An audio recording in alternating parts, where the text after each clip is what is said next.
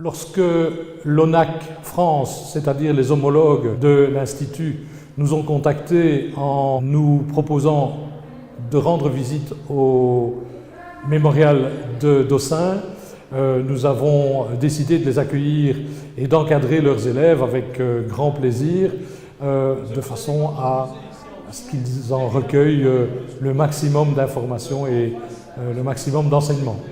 Donc l'Institut s'est associé avec beaucoup d'enthousiasme à ce projet et c'est ainsi que nous sommes présents aujourd'hui où 150 élèves environ nous rendront visite. Ces 150 élèves viennent du nord de la France et deux écoles belges de Tournai se sont associées au projet.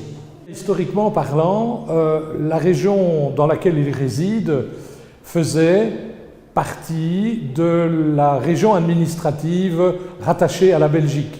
Ce qui veut dire que bon nombre de Juifs, de Tziganes, ont eu comme point de départ pour la déportation la caserne de Dossin. Donc ils étaient traités exactement comme les déportés belges, puisque faisant administrativement en tout cas partie du même pays sous l'occupant. Mais je parle de rien du film que je regarde parce que ça me choque.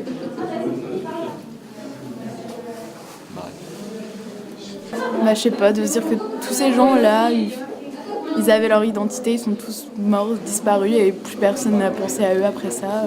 Parce que leur famille aussi, elle a été tuée comme ça et je sais pas. Il y en a tellement.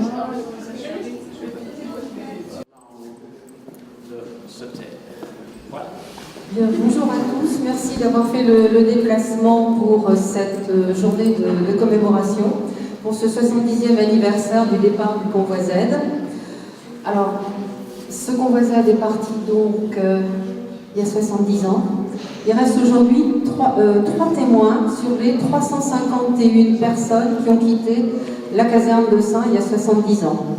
Antoine Lagrenet devait être avec nous aujourd'hui, mais Antoine fait partie de ceux qu'on appelle les voyageurs, les gens du voyage.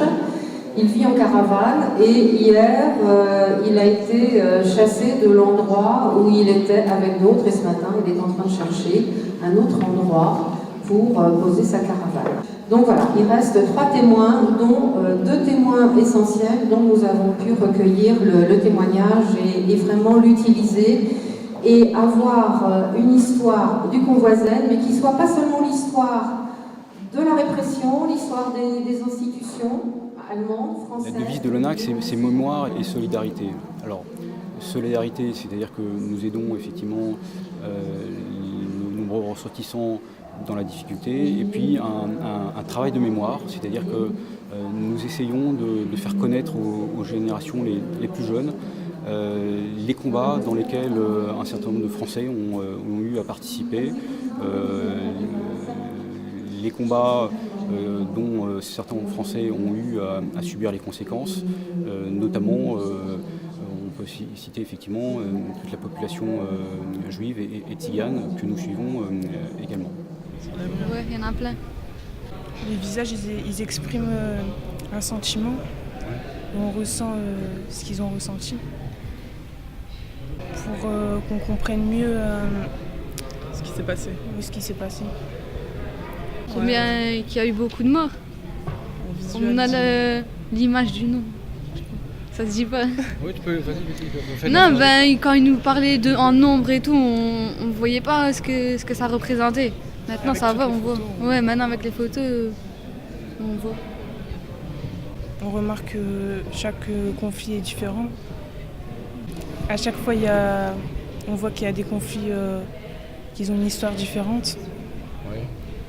Ça ne se passe pas de la même façon pour chaque conflit et chaque guerre. Non, les photos, ça nous aide bien à voir et à prendre conscience de la violence. Cette violence de groupe se trouve dans notre société à un niveau bien moins violent, mais avec une structure analogue parmi nous. Et notre société, aujourd'hui aussi, elle est sous pression. Elle est sous pression, nos valeurs des droits de l'homme sont sous pression, par exemple, par le phénomène de multiculturalité qui est, je pense, pour le XXIe siècle, un des grands défis de notre société. Ce musée a aussi un grand devoir de mémoire.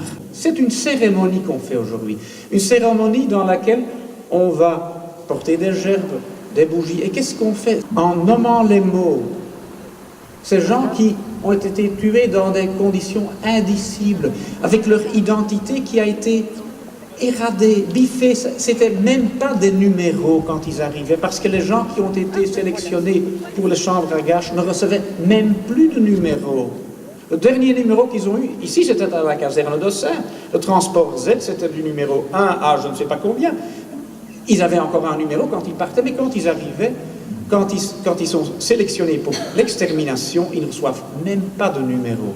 C'est ce que les Allemands appelaient à cette époque la restlose Vernichtung.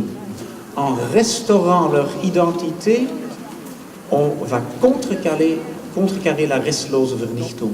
Et ça, on le fait en commémorant ces gens, en nommant leur nom, en montrant leur visage et en s'inclinant devant leurs souvenirs.